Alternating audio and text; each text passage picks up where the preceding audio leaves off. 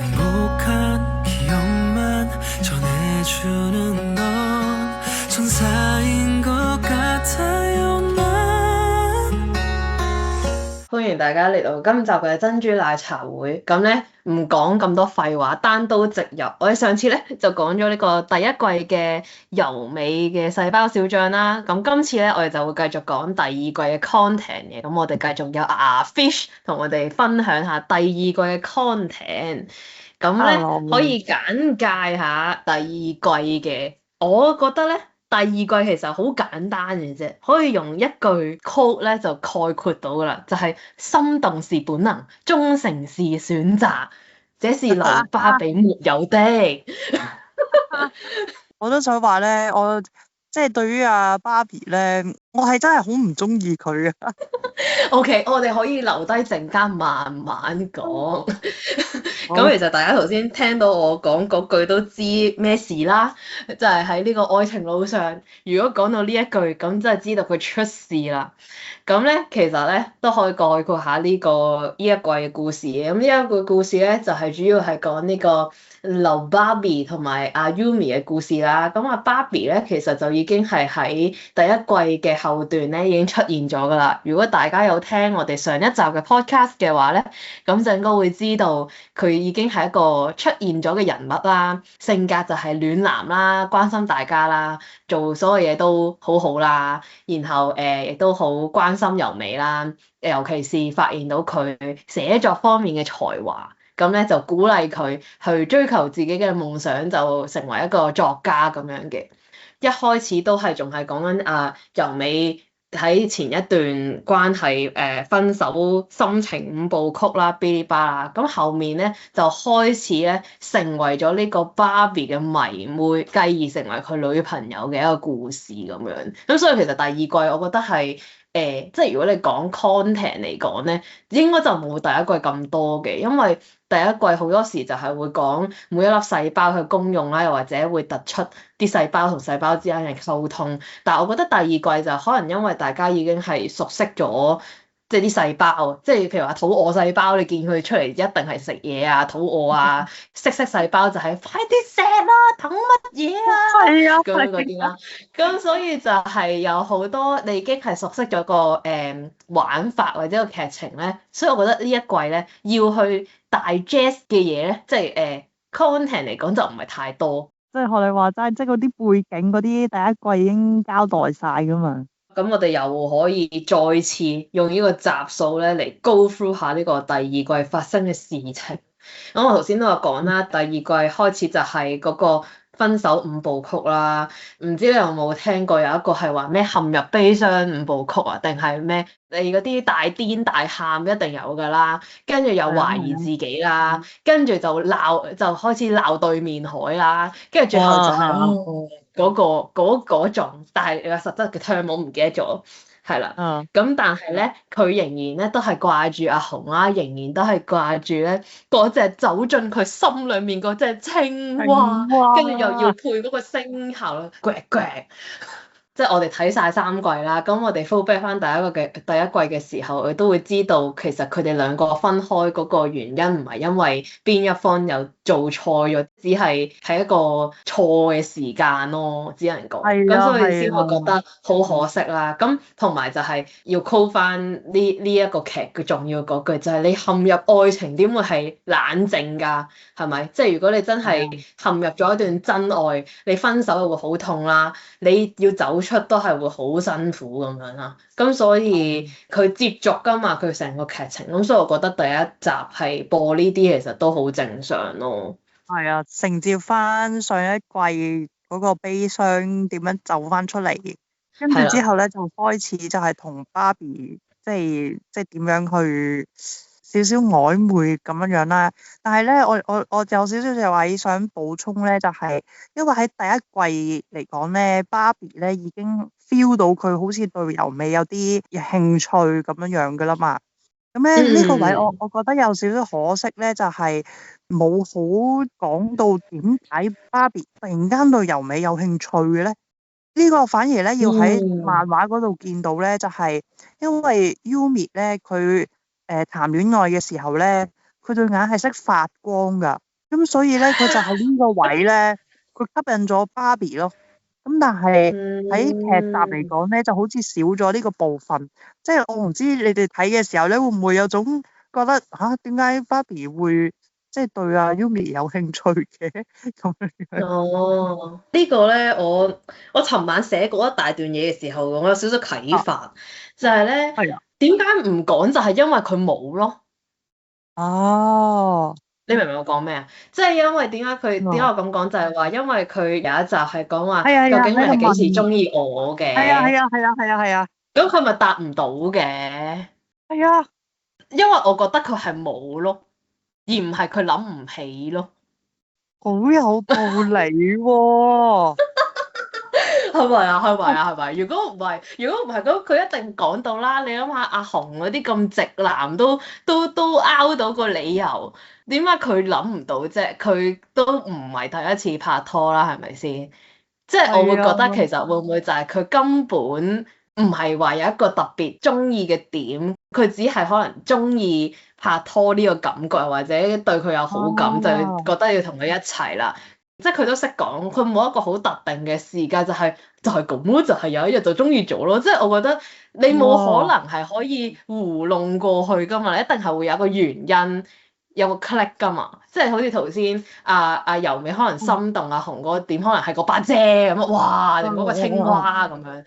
咁但係呢一度我見唔到有咯。係啊，呢個真啊，我一路睇嘅時候都會覺得，點解中意咧？我拋開咗佢唔係朴真榮嘅濾鏡，即係純粹睇芭比呢個人。即係如果現實有呢個人出現，我會覺得佢係真係好嗰啲情場老手。即係學你話齋，就係佢咪一開始同阿 Yumi 有少少嗰啲 flirting 嗰種感覺嘅。佢好識去控制女人嘅心。即係輕輕撩下你，係啊，即係佢咧嗰陣時咧讚完 Yumi 好靚之後咧，佢 feel 到 Yumi 覺得佢好似係咪做多咗咧？跟住佢已經即刻話：你讚我靚仔啊！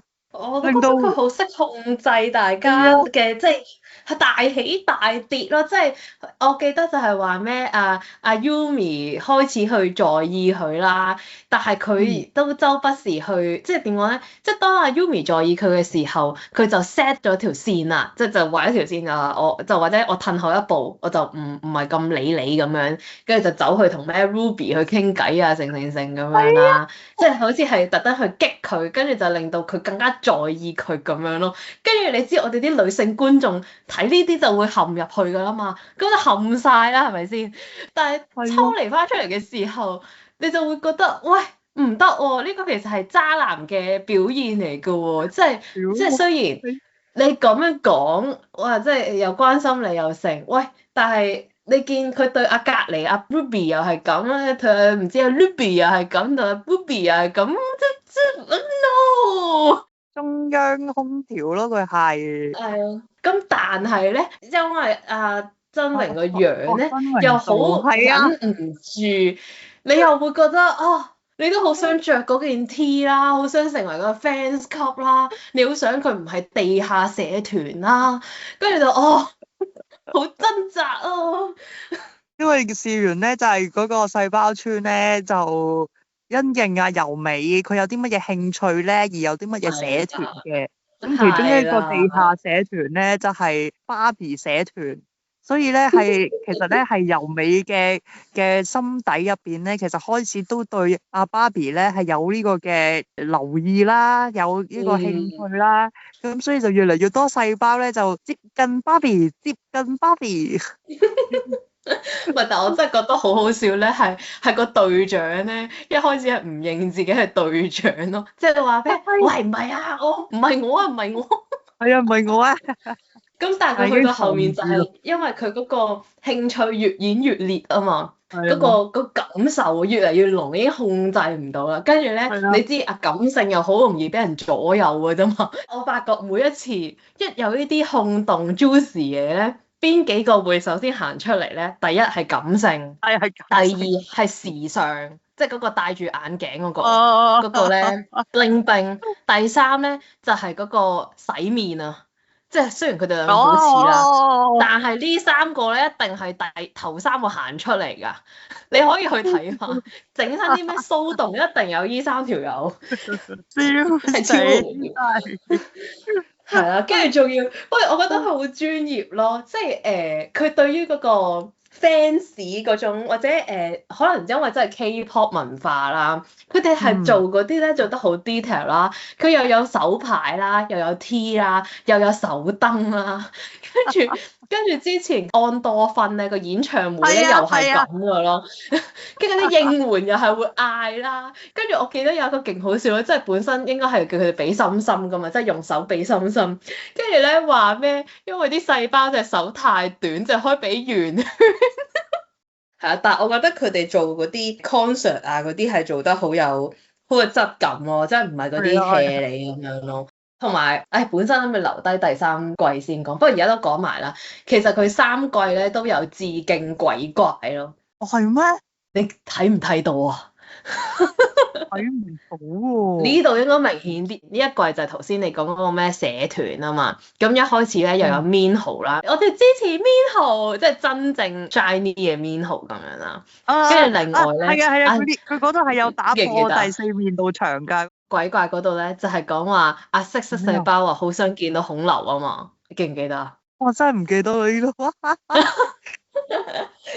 嗰度咧係講話咩？好想見到孔劉啊！到佢仲要用啲好鹹濕嘅通去講啦，我就覺得好好笑。咁第一個係致敬，你知唔知係邊咧？就係喺唔記得第一集定第二集。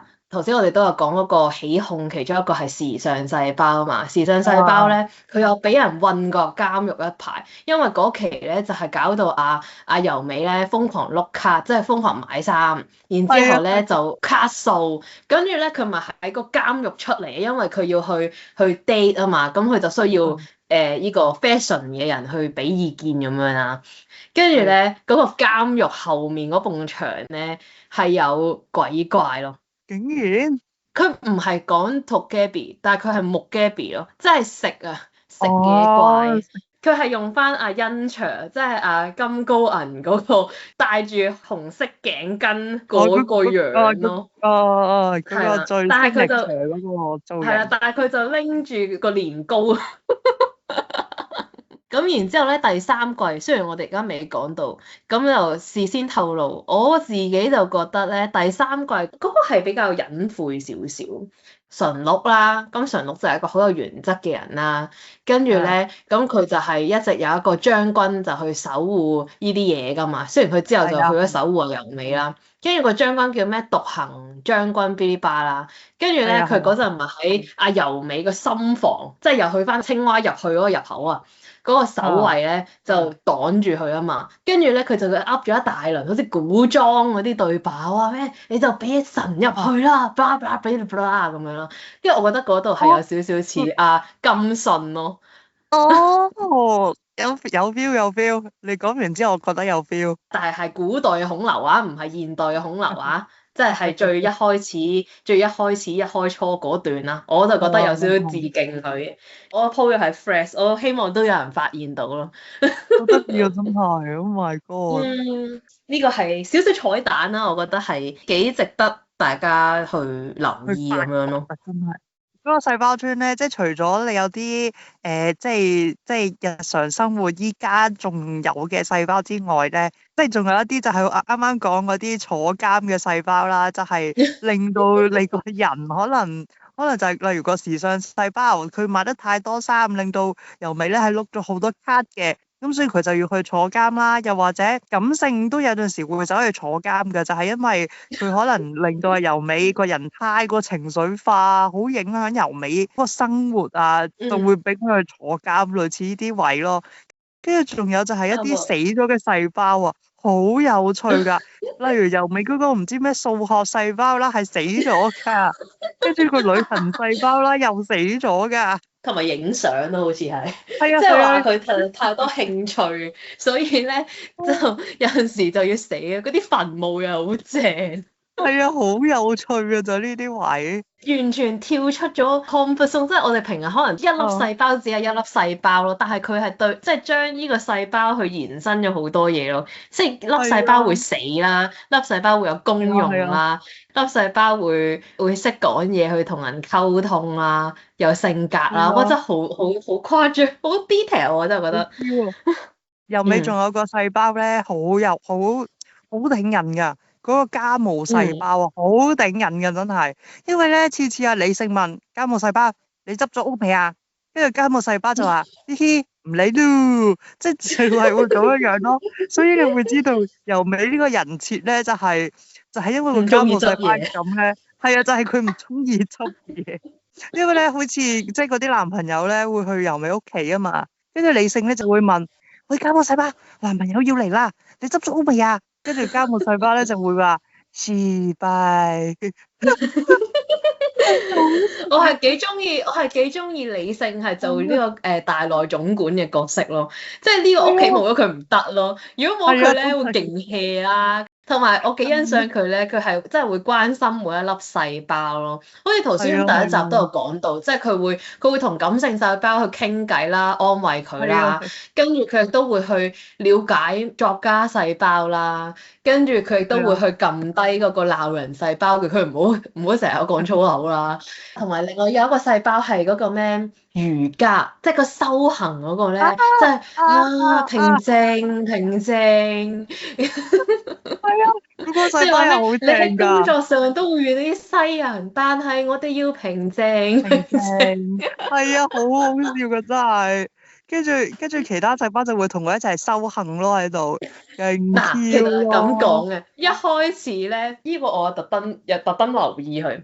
修行細胞咧，一開始第一季咧，我最記得佢個畫面咧係佢同阿餵食細胞，因為咧同阿餵食細胞就係你頭先第一集都有講啦，就話咩由尾要減肥啊嘛，為咗戀愛，跟住咧佢就同阿肚餓細胞一齊喺度修煉我而家唔肚餓，跟住佢講句我而家唔肚餓我中意食菜，跳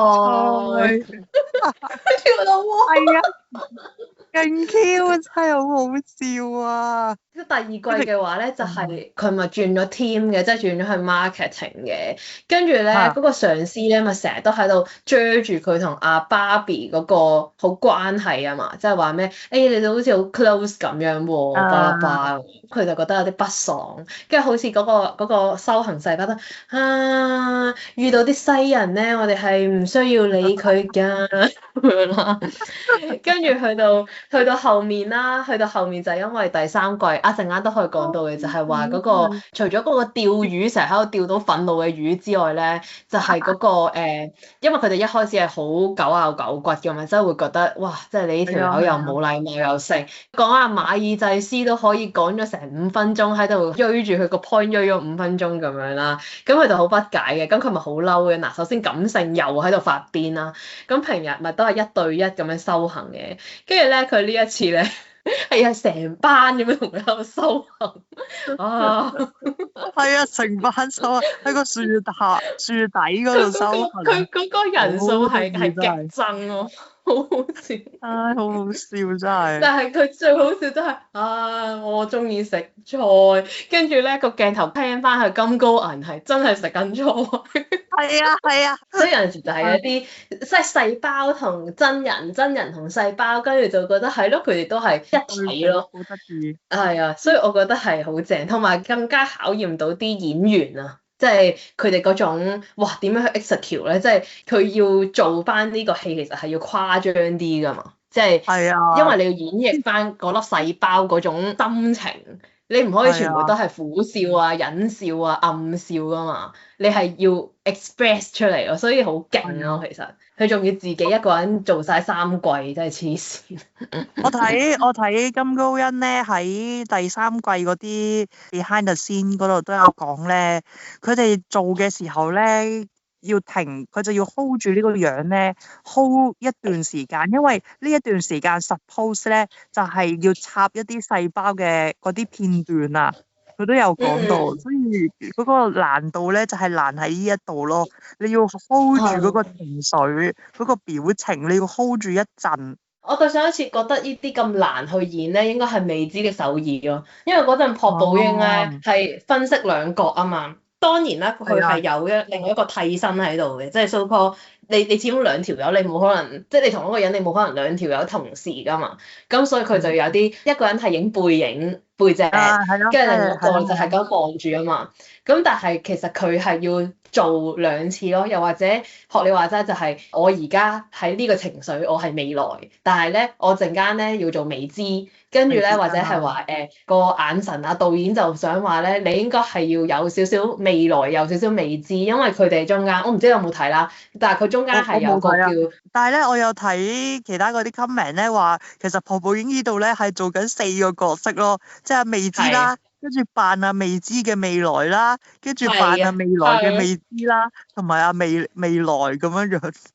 係啊，都呢個就係我有有留意到嘅位咯，所以啲人話佢係一人分析兩個係錯咯，係4角咯。 4角啊，因為你係會知㗎，即係 so 明 called 白 even 佢扮咧，你係會知，同埋因為你冇可能係可以100% 嗯去做到阿家姐或者阿妹㗎嘛，即係因為點解佢哋有呢個咧？就係因為佢哋中間有一個互換身份嘅一個環節，阿妹代替家姐去首爾翻工，阿家姐咧就幫阿妹翻去鄉下耕田，咁所以咧就有呢個反差咯。同埋阿家姐本身係一個好沉穩、好靜嘅一個人啦，阿妹咧就係嗰啲好嘈啊，即係 at least 係高音啦。咁所以咧，朴寶英首先要有一個低音通同高音通，所以係好得意嘅咯。但係由美呢一個 execution 就係因為佢今次唔係真人啊，又或者唔係一個人分析咁多個角色啦，佢今次係要同啲細胞合作咯。咁同埋頭先講啦，即係我覺得除咗演員之外，其實後面配音嗰啲都好值得 appreciate 咯，因為咧有啲咧其實係一人分析好多角㗎。佢係由美嘅感性細胞，跟住係唔知咩好多粒咧都係佢，咁但係佢都要用唔同嘅聲音去表達翻嗰個角色咯，所以我覺得係真係好值得睇，同埋我自己咧本身唔係一個中意睇動漫嘅人啊，或者動畫嘅人嘅，但係我覺得呢一套係值得睇咯。我想補充翻咧嗰個理性細胞咧，即係成日陪感性傾偈啊嘛。呢個位咧，我想補充咧幾好笑嘅就係，因為咧由美咧其實有一個眼瞓細胞咁樣樣啦，就係夜晚定時定候咧就會出嚟去暗壓由美瞓覺啦。咁但係咧有陣時咧由美咧就唔瞓咧，就係因為感性細胞咧勁好笑，佢起身。然後同阿李勝講，突然間好想唱歌啊！我有錄佢唱歌嗰啲片喎，佢係獨自嘅大佬，好正，好搞笑㗎。跟住嗰個眼瞓細胞就會話：哎呀，李勝啊，你快啲幫我搞掂啊感性啦！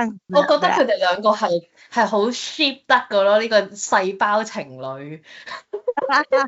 雖然佢哋唔係情侶啦，佢哋係一個好好嘅 friend 嚟嘅啫，即係互相幫助由美。因為始終一個感性，一個理性，suppose 係水火不容或者係完全唔理解啦。但係我會覺得咧，理性細胞咧，佢係真係照顧每一個人咯。感性有陣時會覺得可能男朋友可能做咗一啲嘢，跟住令到由美唔開心，跟住佢就唔開心㗎啦嘛，跟住佢係會去安慰佢咯。成日都坐喺個山度定唔知樹下，跟住就兩個人咁樣，係咪兩粒細胞咁樣？冇事啦，冇事啦咁樣。跟住我就覺得哇，好感動咯，即係好似好盟友咁樣，但係亦都係好好嘅，唔知啊，即係我好想 ship 佢哋咯，你唔知道？你講得好啱啊，真係係冇原因嘅，呢個係忍唔住啦，我要講啊，係咯，兜咗咁耐，好。咁我哋就講翻第二季啦，芭比就成立咗個 fans club 啦。咁fans club 咧亦都成功咧由呢個地下群組咧就升翻上水面，更加成為咗呢一個公開，亦都係最大型嘅粉絲群組。當阿 Barbie keep 住喺度玩弄阿由美嘅心理嘅時候咧，佢嘅粉絲人數咧係會 keep 住上升㗎。係啊，即係佢好似有個牌定唔知咩喺度不斷加咁樣啦。跟住咧一開始理性咧就係唔理感性啊嗰班人，但係咧後尾都俾佢說服到着埋嗰件 T 去揾下愛情細胞。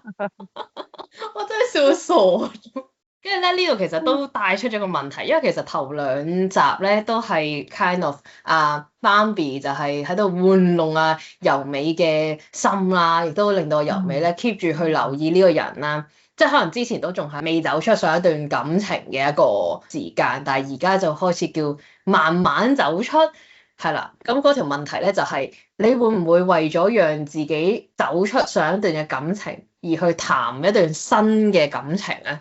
我唔會喎、除非係我即係除非我何真榮係應該咁講，我唔會特登為咗忘記上一個，所以下一個佢可能追我嘅時候，我都會受，我唔會係咁咯。除非係我知道自己係都真係中意呢個新嘅人，咁就會中意咯。但係就唔係因為為咗忘記上一個而去中意佢咯。我都係有咁嘅諗法。因為呢個其實係咪愛情細胞同理性細胞討論嘅嘢咧？由美啱啱先同阿紅散咗喎，即係而家又好似去留意另外一個人會唔會 OK 啊？即係會唔會其實應該係要俾多啲時間自己去走出嚟 Get ready，係啦。我唔覺得呢件事係一件好事，係因為其實極有可能係會將下一個或者即係呢個未來呢個對象變成一個水泡咯。而唔係真係愛呢個人咯，所以我覺得係需要啲時間去了解啦，同埋就係 at least 都要俾我去說服到我自己係我係中意呢個人，而唔係我當呢個人係水泡咁樣咯。係啊，冇錯啊。所以就係咯，即係純粹睇完嗰集有少少諗法啦，對於係咯就諗咗呢條嘢出嚟咁樣。咁好啦，咁跟住去到後面第三集啦，上一季啦，咁我哋就有呢個愛情青蛙啦。今一季咧，我哋就有呢個直球攻擊，係啊，即係攻陷由美嘅心房。佢講嘅所有嘢都係去氹由美開心，而係由美會想聽嘅嘢咯。真係即係好識識啊，好知道女人想聽啲咩哦。跟住我好記得佢好似係佢哋去超市買嘢，跟住咪有隻蜘蛛定唔知咩，跟住曾榮就好驚啊咁樣講啦。跟住因為嗰陣其實討厭細胞係出咗嚟㗎啦，即係我哋有一個新嘅角色解鎖，佢就係咧列出由美咧唔中意嘅一啲東西咁樣。咁但係咧面對住Barbie呢個人咧，由美其實有一啲嘅原則。或者有啲討厭嘅事情咧，由以前討厭咧都變成中意嘅，即係例如呢一個扮可愛咁樣，以前佢會覺得好鉗啦，唔柯拉啦，但係佢而家見到佢就會覺得好可愛啦，乜都唔記得晒，乜都可以咁樣咯。所以真係好，佢揀霍真榮真係好好咯，呢個 cast 就係你唔會嬲得佢落啦，但係你亦都好容易去陷入去咯。佢好似做啲咩你都覺得啱咁樣咯。係啊，嗰個角色真係黐線啊，真係搞得好啱啊！係啊，即係你就覺得哇，係啊，好靚仔啊，係啊，即係好想着翻件衫同啲細胞一齊喺度芭比，跟住就嚟到你頭先講嗰個停電嗰個，即係我哋第三季嘅男主阿純碌，佢好似有一啲劇情咧，其實係本身係佢嘅，不過咧就撥咗俾阿芭比咁樣啦。咁咧，所以就嚟到呢一個就係一個停電嘅夜晚，就係呢個感情升溫啊，係感情升溫就令到佢好心動啦。呢一集同時亦都係由美終於肯決定。第一季嘅時候，我哋會知道佢係想由會計去 marketing，就係因為想試下寫嘢啦，亦都係因為Barbie 鼓勵。咁呢一季咧就係一開始係 marketing 啊嘛，但係去到後面咧，佢就 quit 咗份工，就真係俾啲勇氣就去做作家，即係去追夢咯。呢個係第4集嗰陣，佢就鼓起咗個勇氣。係啊，我覺得係因為佢知道佢身邊有一個好 support 佢嘅人咯。補充多少少咧，就係因為由美同埋Barbie咧，就係住喺同一個區啊，其實可以話佢哋住得好近咯。咁所以點解阿 Yumi 屋企可能停電嘅時候，咁佢揾 Barbie，咁佢就順勢去咗 Barbie 屋企，即係嗰度瞓一晚，就係咁嘅情況啦。呢個時候，色色細胞好似又出嚟，但係我已經唔記得咗佢講啲咩，即係因為佢每一次出嚟，我都係覺得佢好好笑。係啊，佢好好笑噶，真係。我想話咧，好佢嗰個配音員咧係韓國一個女諧星嚟㗎，即係估唔到好似係電咯。台主持嚟㗎。係啊，佢同時間都係個電台主持咯。但係我認識佢咧，係因為佢有做嗰啲諧星嗰啲，印象中好似係 SNL 嗰套嘢咯。我估唔到原來係佢做呢個配音。Suppose 呢啲係一啲禁忌嘅話題嚟㗎嘛，但係佢又好似演繹到好搞笑，然之後你又會好想聽佢講落去咁樣咯，即係究竟佢哋會唔會有下一步咧，發展到點咧？跟住又咩 kiss 咁樣，跟住就係啊，同埋佢個面咧，即係會一定會紅啦，嗰隻眼咧就永遠都係咁樣眯住咧，色迷迷嘅眼睛啊！頂就唔係，但真係超好笑咯，因為佢其實第一季都有出現嘅，但係因為第一季始終嗰個進度有啲慢，即係唔係又唔可以咁樣話，即係總之純粹就係佢好似有一次係話去咗阿紅屋企，死！而家又講翻第一集嘅內容，笑死我！佢咪整污糟嗰條裙嘅，跟住就諗住話即係拎上去阿紅嗰度洗啊嘛，色色細胞就話今日要有進度咁樣啦，咁但係最後好似係因為佢阿紅又俾人急 call 翻去公司要處理啲嘢，佢就講咗句本身今日可以 kiss 㗎，跟住我就笑到傻咗，即係個色色細胞瞓咗喺個山坡度咁樣，但係淨係着住條底褲笑死，抌心口佢。我覺得好好笑，佢係把握每一個機會咯。係啊，真係啊。Even 之前佢哋去嗰個咩酒店啊，即係去度假啊嘛，咩2日1夜，跟住咪講嗰個咩落地咩，即係個浴室係透明你唔知咩咧，跟住全場都好激動嘅，佢自己 high 啦，跟住嗰個咩禮儀啊，你唔知邊個就話唔得，no，你同我翻屋企咁樣。係啊，嗰個禮儀細胞。色色細胞係真係太好笑，佢係我嘅第2名啦。佢都係好 Q 嘅，真係。算啦，翻嚟啦，我驚我哋講唔完啊。OK，佢咗份工啦，佢真係去投稿去做作家，不過就真係遇上好多次嘅失敗咯，即係 keep 住去投稿，keep 住都失敗。都係一個過程嚟嘅，始終如果你話真係一次就投稿成功，又好似太順利，即係好劇集啊！即係你平日嘅話，你都可能要2、3次先得啦，你唔會係 one take 噶嘛，即係好多嘢都啦。咁尤其是呢啲係要天時地利人和啦，始終呢啲出版呢啲嘢，即係唔係話就係你自己努力就得噶嘛。咁所以我覺得佢都寫得幾好啊呢一 part。咁跟住咧就其實就一齊咗㗎啦，即係因為已經色色細胞又出嚟啦，即係總之就佢哋嘅進度係我覺得係比較快啦，係咯。咁跟住咧就嚟到呢個聖誕節啦，唔係平安夜，諗住話好認真籌備咁樣啦。但係咧呢個時候咧，阿由美咧，因為佢想買嚿禮物俾阿芭比，咁但係咧就嗰期就冇乜錢，因為佢呢一期係嗰叫咩？即係佢做作家嘛。佢追夢啊嘛，咁咧就冇乜錢，咁所以咧就諗住話，睇下啲咩賣咁樣啦，咁咧就賣個電飯煲，跟住咧就喺呢個二手市場咧就遇到呢一個紅豆小子啊，係啦，咁咧就冇諗過，原來呢個人就係阿紅啊，哇！世界真係一個巨大嘅觀塘，咁咧就我係 shock 咗嘅，因為心諗唔係下線嘅啦咩 ？Suppose 呢一季應該係着重喺芭比啦同埋佢之間啦，我冇諗過原來阿紅咧其實都係會 involve 翻喺第2季入面嘅，咁呢個係第一次見面啦，我自己係覺得有啲 shock 嘅，即係哇咁樣寫啊咁樣，亦都咧同時就係 versus 芭比對阿由美嘅信任咯。阿 Yumi 其實本身係想同佢去坦白話，我去交收，然後呢個人就係我嘅前男友，即係阿紅啦咁樣啦。但係佢勁體面咯，即係話唔使啦，你去啦，你快啲翻嚟啦咁，即係係啦，係啊，係啦，我就覺得哇，太完美了吧！這個男人，哦啊咁樣啦。但係你知啦，呢啲嘢就係越完美就越擔心噶嘛。去到第7集，芭比咧就俾個總公司派咗去守啊，唔係濟州濟州島。島咁所以咧，佢哋就要首爾同濟州島咧就 long 啲。即係雖然我覺得還好啦，咁但係咧，通常你一遠距離就會有問題發生啊，噼里啪啦咁樣，就係呢個 intern 出來了哇！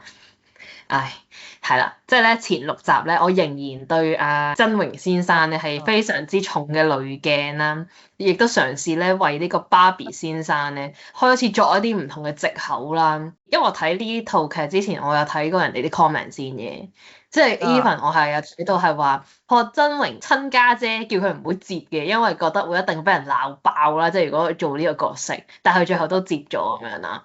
我自己就有少少犯賤啦，即係一嚟想支持佢，二嚟咧我係想睇下佢點樣出軌，即係究竟係發生了什麼事情係啦。咁所以咧我就睇啦。咁我頭6集咧我都係嗰啲 fans 級嗰啲，我就覺得哇好正啊咁樣啦。咁但係咧。其實個問題就一定係會發生嘅，因為其實第一季嘅時候，我哋頭先都即係上一集我哋都有講到啦。其實佢嘅性格會衍生呢啲問題出現，就係佢對所有人都好好，佢就係冇一啲 boundary，所以咧其實係一定係出事，只係幾時同點解出事嘅啫。我想話咧，我其中一個位覺得個劇集好可惜嘅地方咧，係佢真係講少咗芭比好多細胞啊！點解我話我會中意漫畫嘅芭比多啲咧？因為漫畫嘅芭比係有多啲嘅細胞去補充翻芭比呢個行為啊。因為我哋第一季未講話嗰啲細胞某程度上出嚟就係解釋翻呢個人點解會有呢啲行為噶嘛。咁但係第2季嘅劇版咧係冇咗呢啲嘢啊。咁所以咧你睇落去嘅時候咧，你就會覺得點解芭比會咁做㗎？點解芭比即係嗰個邊界係咁做得咁差嘅？咁呢個位咧，我想補充翻少少就係，即係喺漫畫嚟講咧，芭比嗰個 main 嘅細胞咧係一個名偵探細胞嚟嘅。咁嗰個名偵探細胞係攞嚟做咩嘅咧？即係喺 Yumi 都有個名偵探細胞嘅，但係 Yumi 嘅名偵探細胞咧係好服咯。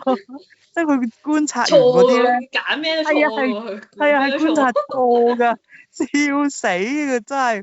咁但係芭比嘅名偵探細胞咧，佢係真係觀察入微啦，好識得睇人眼色，好識得知道嗰個人嗰個情緒係咩事。即係例如好似第一季，我咪話佢讚阿 Yumi 好靚。跟住佢個名偵探細胞係見到 Yumi 覺得好奇怪咁樣，你無啦啦讚我靚嘅，咁所以佢下一個行為咧就係叫 Yumi 你讚我靚仔啊咁樣咯。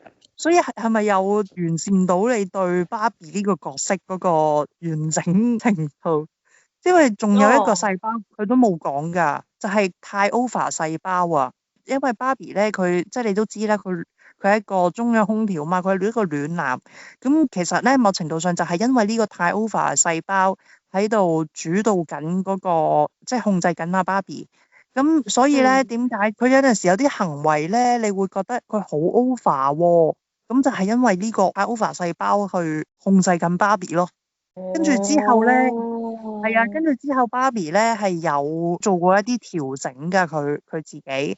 咁所以咧，嗰個太 over 細胞咧係本來可能想做呢個行為喺世人眼中係好 over 嘅，咁但係佢個理性細胞啊，或者佢嘅名偵探細胞啊，就會出嚟話唔得，你唔可以咁做，就阻止咗佢。咁所以喺漫畫入邊就會有呢啲收斂咗嘅行為咁樣咯。因為劇版我印象中佢係一個好 jazz 啊定係乜嘢噶嘛，爆晒舞噶嘛。但係我記得佢好似淨係得理性、感性，係理性感性有出嘅，跟住就愛情咯，冇乜其他細胞噶啦，跟住。唔係佢有一堆，但係佢冇特別去介紹嗰啲係咩細胞咯。佢主要都係得呢幾個啦。我覺得好可惜啊！佢 cut 咗最重要嗰2個細胞。呢兩個細胞就好完整到啊！芭比點解係一個中央空調啊嘛？唉，唉，我真係覺得好可真係好生惜。聽完之後係明咗，同埋就係因為即係都係嗰句啦，就係因為細胞佢哋做嗰啲嘅行動，或者佢哋講嘅嘢，就會令我哋更加知道點解呢個主角或者呢個人要做呢個行為啊嘛。但係而係啊，家即係 so call 我冇睇漫畫啦，我就會覺得係佢係本身就係一個咁嘅人咯，但係就係會冇乜 boundary，所以然後就係所有嘢都係做得好好，但係好唔安全。係啊，係啊，佢嗰佢咁啲亂男靚仔行為，哦，係啊，佢嗰啲亂男行為咧，就係嗰個太 over 細胞去做嘅。但係佢拍拖之後咧，個太 over 細胞咧係有，即係佢想做一啲嘢嘅時候咧，係有其他細胞去阻止佢，所以你會覺得佢拍拖之後咧就冇咁亂男。唉，哦，真係不過我真係喺劇集我見唔到呢樣咯，同埋咧，我覺得個劇集有少少，我唔知我係瞓着咗定咩啦，但係咧，我會覺得係有少少，即係佢中意嗰個人中意得有啲突然咯，即係其實好似中意由美咁樣中意啲突然啦，所以佢更加令我確信我頭先嘅答案係正確咯。佢根本唔會係話因為啲乜嘢原因而中意一個人，佢只係中意就係中意，只有個感覺。即係甚至衰啲講句，佢只係中意追求人嘅感覺咯，或者同人曖昧嘅感覺，佢冇諗住係真係有一個好確切嘅名分啊，或者啲咩。即係我直情懷疑佢同佢嘅前女友都係因為 Yumi 先分手咯。啊，嗰個就唔會嘅。記啊，嗰個記者係又或者係佢根本都冇一個，即係佢唔上心，我唔知點形容，即係總之就係一種好飄啊，好唔定啊。因為譬如話你對住阿紅嘅話，你會係 feel 到佢係好，即係淨係得一個對象，然後就好 focus 對你好，都會嘗試去了解啲朋友啊，了解你嘅工作啊。但係我覺得 Barbie 係，我唔知係套劇定咩，我覺得佢硬係都有好多秘密咯。但係嗰啲係啊又係啊，好似冇喺套劇度講出嚟，即係 even 我會覺得佢媽咪過咗身呢個好似都係好輕輕講咗一下，即係又好似中間又冇乜着墨啦。即係究竟佢個人嘅塑造咧，即係好似話佢會唔會 career 其實又會想做其他嘢咧？因為佢之前講話繼承間鋪唔係佢想做嘅嘢，咁而家做嘅嘢係咪佢想做嘅嘢咧？佢唔係做緊佢夢想咧，定係話佢都係即係就係支持人哋嘅夢想，但係就冇諗住自己追夢啊？即係有好多好多嘢冇交代到咯，淨係 focus 咗喺佢渣嗰 part 咯。我覺得而家第二季係呢個位我都想補充少少咧，即係又係漫畫啦。阿 Barbie 咧，即係佢都一樣嘅，佢都係唔想繼承佢嗰個年糕店嘅。咁但係後來咧，佢係即係阿爸嗰個身體係越嚟越差啦。咁佢係打算咧，即係執咗呢間老店嘅。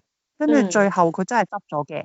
跟住之後咧，就會成日去煮嗰個辣炒年糕俾阿Yumi 食啊嘛，因為 Yumi 即係佢嗰個佢最中意嘅嘢就係辣炒年糕，咁所以 Barbie 咧就會成日下廚煮俾佢食啦。咁 Yumi 咧都有講到話，喂，其實你真係煮得好好食喎，咁樣樣啦。跟住之後 Barbie 之後咧係有去辭職，然後自己開店㗎。咁然後佢係啊，佢跟住佢自己開店之後咧，咁嗰個即係令佢動搖嘅嗰個女仔咧，反而就唔係嗰個 intern 咯。都係嗰個角色嚟，只不過佢哋相遇咧就唔係做intern相遇咯，而係嗰個女仔就係佢新即係自己開嘅嗰個辣炒年糕嘅嗰個兼職生咯。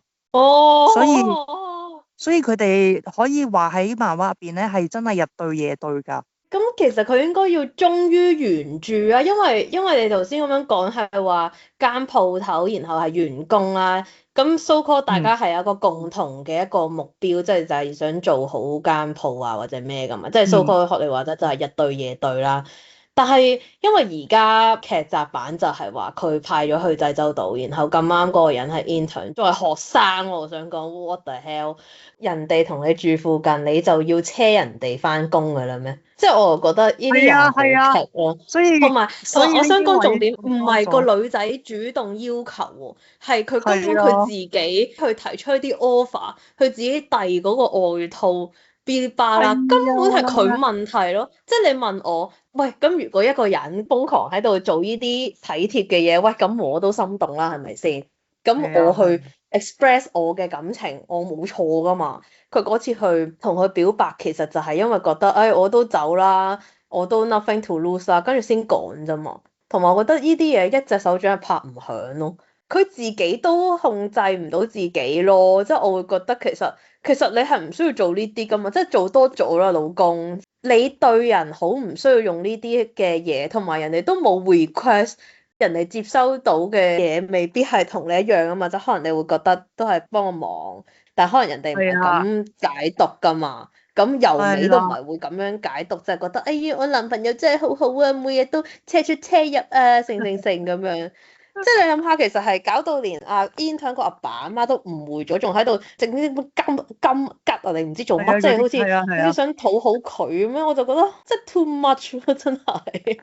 係啊，但係喺漫畫入邊係冇呢啲情節㗎。係啊，但係如果你話 put 翻落漫畫，咁你話一齊開鋪啊，或者有嗰啲革命情感，革命情感係啊，即係嗰類嘅話，我會覺得合理少少咯。因為而家俾着我咧，我睇到7、8、9，我覺得係勁唔合理咯。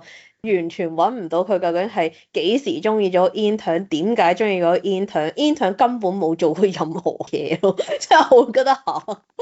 跟住佢表白之後，佢竟然地震咯！你對住由美都冇地震，你地乜震啊？我真係哇！我覺得 intern 唯一做過嘅嘢咧，就係乜都笑一餐。黐線，你乜都笑一餐，係錯笑有罪啊！哇！係啊，跟住已經就係冇噶啦，就係。其實佢只係一個好普通嘅一個 intern 咯，即係譬如話同大家去傾偈啊，然後可能有陣時做啲工作上有啲出錯啊，我覺得佢對於組長其實係一個仰慕咯，即係當然係佢有去表白，咁但係其實我自己覺得啦，我會 interpret 佢嘅表白係佢只係覺得佢唔想後悔咯，佢只係想同佢講佢嘅感受咯，但係佢冇諗住要同佢一齊咯。我一開始都有諗嘅，佢會唔會係真正綠茶婊咧？即係3.0，即係如果 Ruby 係1.0，菜你係2.0，佢會唔會3.0就係嗰啲對住由美係一套，對住芭比係一套，但係其實佢冇咯。都講多少少啫，即係關於阿煙響喺漫畫嗰度咧，我印象中記得咧，佢好似係冇表白到㗎。因為我啱啱講到未話阿芭比嗰個精華細胞係名偵探細胞嘛，咁所以咧，其實當阿煙響想同佢表白嘅時候，因為阿芭比細胞已經睇得出佢個顏色係乜嘢，所以佢阻止咗兼職生去講以下嗰番說話咯。因為咧，而家劇集版係真係超曖昧咯，即係佢做嘅所有嘢都係好似佢冇女朋友嘅狀態去做咯。喂，咁你呢個樣，你呢啲行動，邊個唔心動啫？即係講真嗰句，即係同埋我覺得第一次分手呢一下係責任真係喺芭比度咯，因為其實佢係有好多不必要嘅舉動啦，一嚟，二嚟就係喂，都係回到我哋一開始嗰句啦。心動是本能，忠誠是選擇啊嘛！你可以對嗰個人心動，但係你 suppose 都應該係要對由美係忠誠咯。你應該係要有啲 boundaries 啦。好，咁我當佢係啊，佢真係哇地震都出埋啦，跟住佢竟然個方法係搬屋咯，即係佢以為呢個係佢諗到嘅最好嘅方法，因為唔需要成日見到佢，即係叫迴避啦。但係我更加係會覺得點解你唔同嗰個人斬纜喎？你應該係要 remove 佢嘅電話 number 個 contact 啦，而唔係之後俾阿由美周到嗰下仲有佢 contact 咯。我明。同埋我想話咧，因為咧個漫畫入邊咧，芭比咧係自己開咗個辣炒年糕店啦，咁所以咧其實由美咧其實係好多時都會去辣炒年糕店度探班啦。咁所以咧，其實阿煙腿係已經知道由美嘅存在，已經一早知㗎啦。咁但係咧，劇版入邊咧，阿煙腿知阿由美嘅存在，已經係去到佢哋發生咗好多嘢之後先至出現啊嘛。我覺得又係呢個位係有啲差咯，真係。佢一開始我記得劇嘅話咧，就係話佢哋去慶祝啊，唔係慶祝，即係可能係話即係純粹阿由美去濟州島揾阿芭比啦，跟住就嗯見到，即係就撞到阿 intern，跟住就互相介紹對方認識。其實 intern 嗰樣都係即係講就話咩？哎呀，佢成日都講你㗎，叭叭叭咁樣。即係所以我覺得其實係一個正常嘅對話啦。跟住再去後一次就係話咩？見到個聖誕燈飾就係嗰個平安夜嘛，該死的平安夜啊嘛。跟住就一見到佢就話佢係咪因為我先搬屋啊？其實 intern 只係講咗佢嘅視覺，即係佢講晒佢嘅嘢咯。佢冇任何嘅隱瞞啦，佢都冇對由美有任何嘅保留啦。嗰一下由美先知道，哇！原來你哋兩個已經經歷咗咁多嘢，而我仍然懵然不知。哇！咁仲唔分手？哇！即係由尾喺阿煙腸嗰句口中吓，佢為咗我先搬屋㗎，先至知道哦，原來阿煙腸係曾經同佢表過白咯。點解呢樣嘢係要係阿 intern 同我講，而唔係 Barbie 你本人同我講咯？完全係冇溝通咯。即係例如你有一個人對你有好感或者啲咩，即係譬如話好似阿紅嗰啲啦，咁佢都會係真係即刻去斬攬，又或者係佢都會 show 到係一個好明確嘅一個答案，就係我而家係同你一齊，我係中意你，我唔係中意佢咁樣啦。佢係完全冇講過呢一部分喎。即係佢係有心收埋呢個部分喎，即係唔好講啲咩 bullshit 話咩驚影響你寫作啊 B 吧啦，即係我唔想聽呢啲啦。即係你問我其實佢係咪叫出軌咧？精神出軌啦，出軌咯。但係我覺得更加嗰樣嘢係佢哋真係缺乏咗坦誠嘅溝通咯，因為呢個其實係可以避免嘅，同埋就係佢嘅取態咯。即係當你收到人哋嘅一個表白，你係應該要有一個，即係尤其是你已經係有女朋友嘅狀態下，其實你根本係唔應該要動搖咯。直情係應該去推開佢咯。係佢之後係有一場係話直接叫即係直接無視佢啊，推開佢係咩？太遲啦！你呢個唔應該係呢下先做咯，你呢一個應該係你聽到嗰一刻，你已經要推開人哋，即係應該係叫人哋要醒啦，你要清醒啦。我唔會屬於你嘅，即係應該係要咁樣離場咯，而唔係話我搬屋搬嚟做乜啫？即係根本就係佢自己都驚自己會動搖啊，唔係佢已經動搖咗，sorry，即係佢驚佢 physically 都會動搖啊。個方面已經係錯咗啦，所以後尾去到由尾質問佢，根本都冇得講唔到啊！真係，佢搬到嗰個行為咧，就已經有種此地無銀三百兩嗰種感覺去咯。跳一跳，直接講埋第二次嘅分手原因啦。咁係因為咧，佢哋係真係有復合啦。呢個我係理解嘅。始終因為愛過啊嘛。咁你激動嘅愛，即係你愛得咁真切，你又好難放得低。咁我都明啦。然之後佢又咁識講嘢，係咪先？咁係復合到啦。咁但係當第二次點解分手嘅時候，就係繼續就係嗰個溝通啦。我真係更加覺得係溝通而唔係出軌咯。跟住就係嗰個電話啦，即係個 intern 嗰個電話就係 link 翻頭先嗰個，就係佢根本都冇斷個尾咯。如果你嗰個係852咧，我覺得成件事就唔同咯。但係你係有 contact 咧，根本係有太多遐想嘅空間。即係你哋係咪仲係有溝通咧？你係咪有仲瞞住我？係咪仲有同佢聯絡咧？我唔撳你嘅 WhatsApp 去睇，但係我都會有好多嘅腦補嘅空間啦。又或者其實你係同我喺翻埋一齊，但係其實係咪即係仲係拖住嘅感覺咯？即係所以我覺得好失望啊！我真係第二次係更加失望咯。即係你話第一次聖誕節我都會覺得，喂，其實會唔會係？你快啲講嘢啦！你快啲講翻呢堆嘢，其實仲有得救啦。但係佢冇啦，因為其實由美嗰陣已經係好決絕啦。跟住呢一次嘅話就係，由美自己都覺得佢冇 delete 個 contact 之後，第一下佢已經係即係個心啊，冇再動，冇再起伏啊！即係按道理佢應該要嬲噶嘛，但係佢唔嬲啦。冇錯。咁所以佢就係呢個位，係佢呢個位已經知道。原來自己已經唔再愛芭比啦。其實喺漫畫入邊咧，佢哋再分手之後咧，佢係有寫翻咧，芭比咧又變翻嗰個 2D 嗰個紙板人啊。係佢喺漫畫度有咁樣 mention， 係即係我睇到係有啲心噏咯，因為漫畫版嘅芭比其實真係多咗好多細胞去解釋翻佢個行為啦，同埋佢嗰下嘅動搖。即係佢係有拒絕阿煙腸同佢表白啦，就已經自己預先，我唔記得佢做咗啲咩啦，但係佢係 stop 咗佢㗎，所以我就覺得漫畫版嘅芭比其實佢嗰個動搖嗰一下係真係好小事嘅啫，我覺得。但係喺劇版嗰度咧，佢真係做得太多嘢，真係連啲觀眾都真係睇唔過眼啊！都真係幫唔落咧，兜唔到啊，係真係幫唔根落。本就係你有女朋友，你根本就唔應該做呢啲 A B C D E，你唔好話你自己係暖男，你唔好話你自己係想去幫人，同埋根本人哋都冇話要開到聲要你幫，人哋只係嚟 say hi 啫嘛，即係我真係越睇越嬲咯。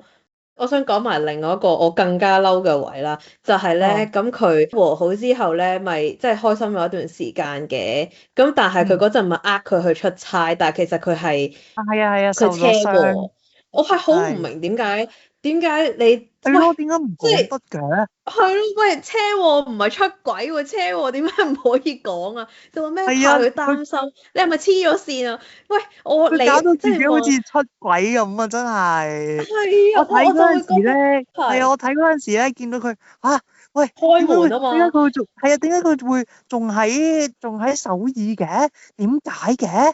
跟住我一開始以為係佢睇錯，我都仲覺得會唔會佢自己懷疑佢啊？即係阿由美懷疑佢，咁可能會有幻覺，以為嗰個係我頂啊！開門真係有喺度哇！係啊，真係 O 晒，我真係無言啊！大佬嗰次真係哇，係咪同一個作家編劇寫㗎？真係點解我想講爭咁遠？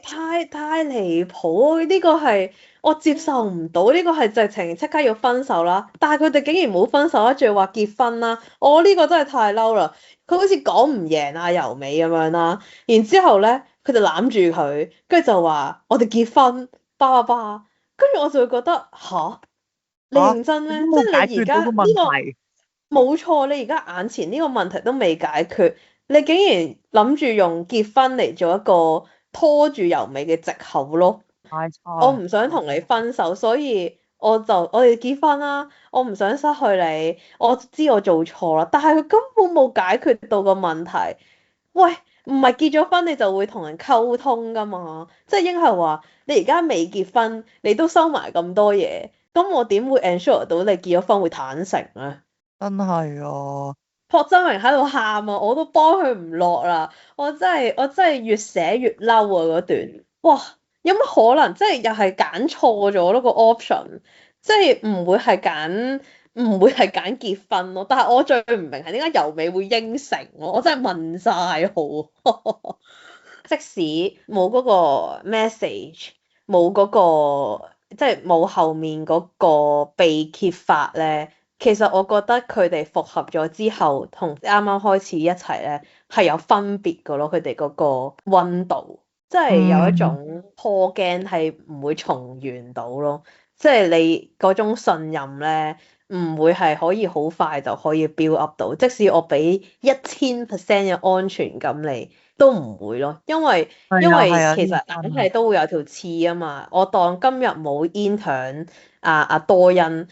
但係如果佢呢個性格都係繼續係咁嘅話，其實我係一直都係會認住咯。咁其實我係唔會真係可以真正咁信任到呢個人咯。即係可能突然之間有 intern BCD，又或者好似你咁講話漫畫版係咁嘅年糕店員工，你好難預計嘅，因為佢根本就係冇嗰種邊界感嗰種溝通咧，你係唔會知道咯。即係或者佢叻，佢夠勁，佢咪瞞你一世咯。但係呢套劇就已經 show 到俾我哋睇啦，兩集就俾人發現啦，係咪？即係太差勁啦！頭先你話阿紅，我會覺得係可惜啊，甚至我睇佢哋分手，我係睇到喊啦。但係呢一個我係覺得分得好啊！係啊，我都係一樣嘅感覺啊，真係。有個位我好中意咧，即係你喺呢一季入邊咧。由美有一個討厭細胞噶嘛，咁寫晒佢啲唔中意啲乜嘢，但係為咗阿芭比咧，佢係一條一條嗰啲唔中意咧，係走去碎咗佢噶嘛。就算嘅精神出軌，我都唔接受。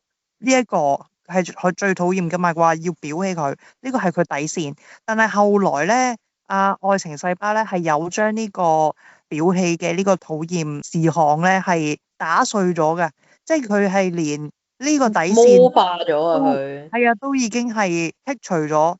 咁樣嘅時候咧，由美自己親，即係佢本人咧，去到個細胞村咧，即係我好中意呢一幕啊！佢去到個細胞村，叫話愛情，愛情，你放低嘛。伸手啦，係你放低啦，你退位啦。咁所以咧，佢就將佢嗰個即係明嗰個位咧，係就退咗俾佢權杖。第二位。係啊，就轉咗去。我好中意呢一幕咧，就係阿由美自己去安慰啊，或者佢去建議，或者我都唔知有啲乜嘢嘅動詞啊。總之佢就叫嗰個愛情暫停啦。呢個位我係好即係好中意嘅，真係。因為佢都知道係唔啱咯，唔係個電話問題，亦都唔係佢冇 decontact 嘅問題，其實係因為佢已經心如止水。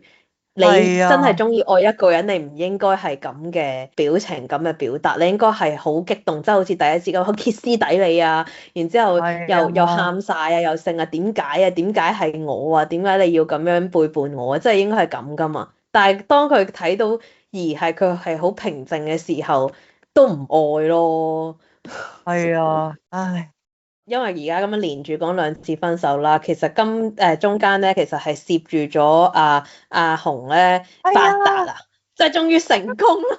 跟住咧就係啊，芭比啊嘛，即係基本上就係話，因為即係呢樣嘢喺濟州島發生啦，咁後尾就係阿紅就成功咗啦，然之後由美又出咗書啦，阿芭比又翻去首爾啦，咁三條友就叫喺同一個地方，跟住咧咁佢咪見到佢，咁啊就好似有種紅勁嘅感覺，即係喺度鬥嚟鬥去啦。我幾中意咧係話咩阿紅對住阿芭比就講嗰啲嘢咧大骨啊嘛，跟住咧就好似懟嗰啲魚骨去咗對面海啦。但係咧阿芭比講嗰啲咧就萬箭穿心，就喺度不斷射箭。好有趣啊！呢一幕真係。我超中意呢一幕，因為我覺得係好貼合成件事啦。一嚟，二嚟就係佢阿紅講嗰啲嘢係真係追住阿芭比去講咯，係啊，亦都係我話哋想講嘅嘢。係啊，真係幫觀眾出一啖氣啊！哇，真係係啊多謝阿紅啊，真係感人。要死。感動到場啦，跟住同埋就係即係你話佢哋咁樣 versus 咧，我覺得係好睇嘅呢一幕。不過你話阿紅對住阿由美咧，我自己就覺得有少少 too much 啦，唔需要演呢一 part 咯，因為我覺得演呢一 part 就有少少俗套咯。即係如果佢真係支持一個好好嘅朋友，我覺得會更理想咯。就係因為有咁嘅對比，就更加珍惜佢第一季時候嘅表現。係啊，雖然佢係一個直男，呢但係起碼佢冇精神出軌。哦，個真啊，就係睇到第二季佢呢個情況咧，你就會更加覺得佢真係好專一，好深情啊，就會有一個對比喺度咯。啱啊！佢係完美嘅對比，所以呢兩條友點解要出現晒喺兩季，其實都有原因。即係如果係好似單元劇嗰種，或者一季，即係可能呢一個就係出現喺一季咧，就冇咗嗰個連貫咯。但係我覺得佢哋而家因為係一季半咁樣啦，各自咁就好睇啲，同埋完整好多咯。即係好似呢兩個人其實就係一路都係有種要爭到阿 Yumi 嘅感覺，但係其實最後我哋會知道 Yumi 兩個都冇揀到啦，揀咗自己咯，係咯，係好嘅，我係中意呢個 ending 嘅 season 2。同埋因為學你話齋啦，愛情生咗隻角，然之後佢被退位啊嘛，咁作家細胞就上位啦，咁所以其實喺呢段期間咧，由美都 focus 喺佢自己嘅事業咯，focus 喺佢自己咯，而唔係話 focus 喺愛情男人身上咁樣咯。係啊，冇錯冇錯。同埋呢一季咧，我覺得即係如果單睇Yumi 嗰個故事線咧，即係可能會覺得哇，好似好弱咁樣。所以咧，佢另外都有講到一啲咧，我覺得幾有趣嘅嘢咧，就係阿 Ruby 阿 Ruby 又出嚟啊。咁咧Control Z 係啊，同埋阿 Yumi 咧，佢就即係寫書啦，咁成功出道啦。咁佢本書咧係有啲插圖嘅，咁佢合作嗰個插畫家咧佢嗰個 main 嘅細胞咧就係一個自我細胞啦，所以佢講嘢咧係好直嘅。咁所以 Yumi 係一度係好唔中意佢。咁但係我覺得有趣嘅位就係咧，Ruby 就自稱係一個撩人嘅高手啦。咁然後個插畫家 Control C 咧，亦都係一個點講咧，好識互撩啦，好識佢哋可以。追女，係啊，好識追女砌嗰啲人啦，即係愛情嘅一個高手啦。咁所以咧睇佢哋兩個高咧喺度，手過招。係啊，高手過招咧，好有趣啊，真係。我記得你笑死講係咪真係係咪佢哋去 speed dating 啊？定係話咩？跟住咧講嘅每一句嘢，定咩？佢隔離好似有個 timer 定唔知咩噶嘛？咩要幾多秒要散發魅力啊？跟住又唔知點點點噶嘛，好笑。好有趣啊！呢條線真係，我都唉 agree 嘅，因為第一季主要都係講啲主角啦，或者啲細胞嘅互動啊。第二季就係啦，即係學你話齋，如果真係淨係14集都係芭比咧，我就真係會掉爛我部電視嘅。咁所以咧，佢就加咗其他啲配角啦。另外一條線就應該係阿社長，因為話阿社長其實好多年前中意過阿 Yumi 啊嘛，就有一種係啊初戀，係沒啊，有開始的戀愛咁樣，跟住我覺得嗰 part 好好笑咯。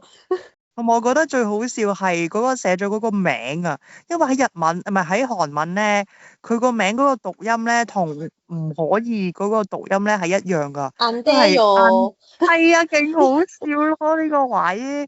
跟住咧嗰個社長嗰啲細胞咧就話：嗱，你唔可以咁做噶，你知唔知你而家叫咩名？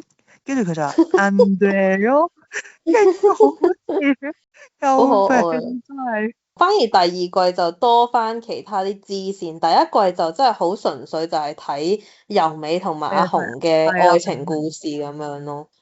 好啦，咁第二季我哋又嚟到評分時間啦。我諗下先，好，我可能係俾5至6分啊，5至6分啊，我應該唔會高6分嘅。左右啦。我自己咧就覺得係因為劇版咧，佢真係減咗好多嘢，令到嗰件事咧好唔全面，好唔貼地咁樣樣啊。所以我就會俾呢個分，唔係話啲演員做得唔好，啲演員係做得超好嘅。奈何嗰個劇本減咗啲嘢之後咧，令到佢塑造芭比呢個角色咧，就好似好差咁樣樣咯。啱所以呢個位係啊，所以呢個位同埋學你話齋都有一啲唔合邏輯嘅位咯，即係佢又唔係出軌，點解唔講低佢受傷咧？即係呢啲嘢都係一啲減咗分嘅理由咯。嗱，首先佢係呢個渣男咧，大家都 agree 噶啦，咁所以咧一定係低分啲噶啦，即係我係唔中意睇到渣男嘅劇本啦，呢啲 bias 嘢嚟嘅，即使係朴周明都係咁講，係啦，咁同埋第二季我自己覺得冇第一季嗰種我要一集一集咁追落去咯，第一季嗰陣我係真係好 into 呢樣嘢啦，第二季係我會覺得。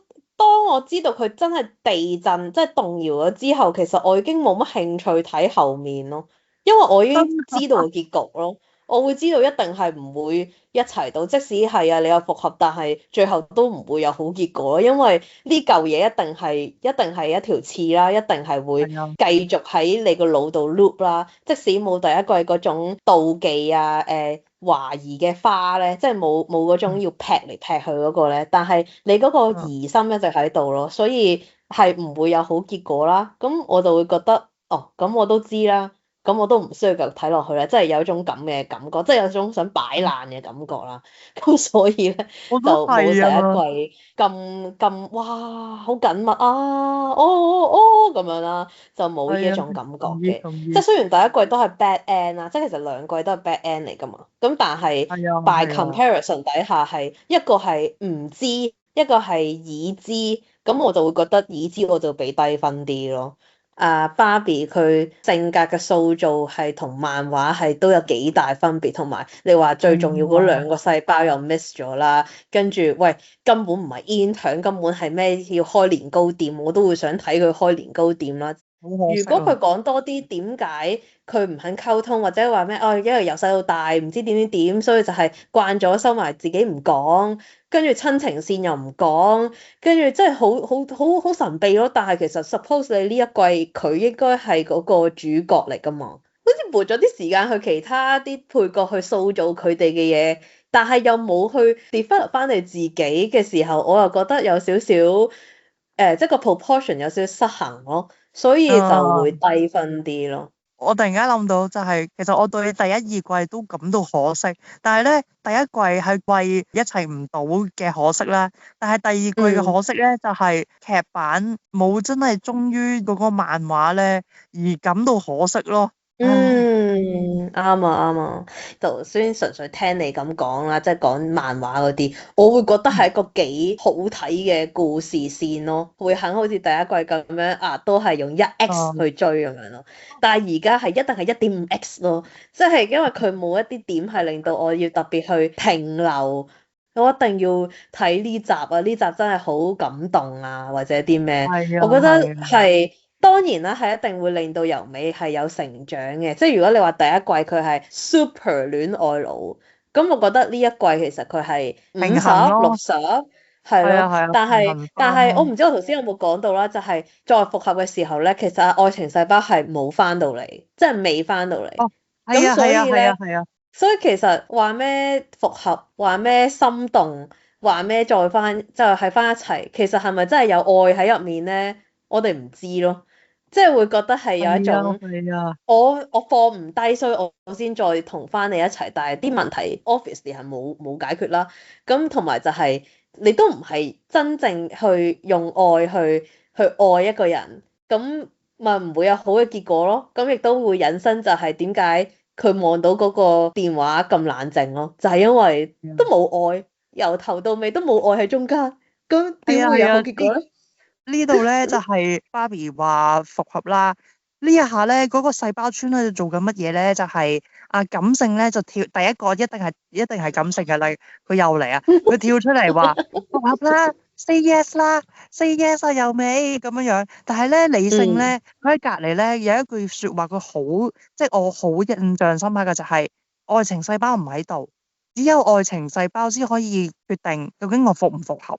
即係可能係感性，佢拉攏其他細胞，係太感性啦，就 say 咗 yes 啦咁樣樣。咁但係學你話齋，就係個愛情細胞都冇翻到嚟。咁所以其實呢個復合呢段係咪真係愛情咧？係啦，又係咪真係愛咧？第一個問號咯。